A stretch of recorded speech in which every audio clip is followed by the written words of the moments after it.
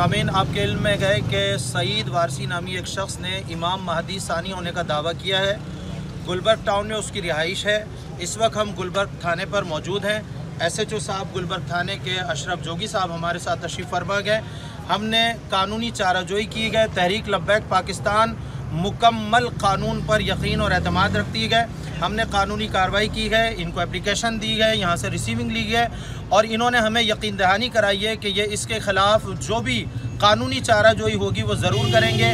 इमाम महदी सानी का कोई तसव्वुर दीन इस्लाम में नहीं है। जो शख्स इस तरह का दावा करता है वो गुमराह है, वो बद्दीन है, वो लानती है। लिहाजा ऐसे शख्स के ख़िलाफ़ फ़ौरन कानूनी कार्रवाई का मुतालबा करते हैं। SHO साहब हमें इरशाद फरमाएंगे कि किस तरह कानूनी कार्रवाई करने जा रहे हैं। यहाँ मौजूद हैं और उन्होंने एप्लीकेशन दी है, उसका मुलाजा करेंगे। अफसान वाला के हम बात रखेंगे इंशाअल्लाह। गुफ्तगू इन्होंने भरपूर कार्रवाई का यकीन दिलाया गया। अफसरान बाला से रब्ता करेंगे और इंशाअल्लाह इसके बाद कानूनी कार्रवाई करेंगे।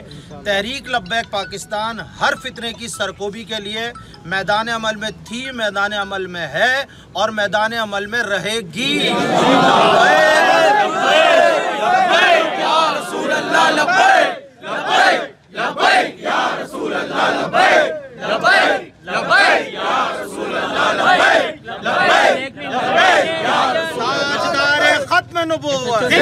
ये तमाम तर गुफ्तगू हमने आपके सामने रख दी गए।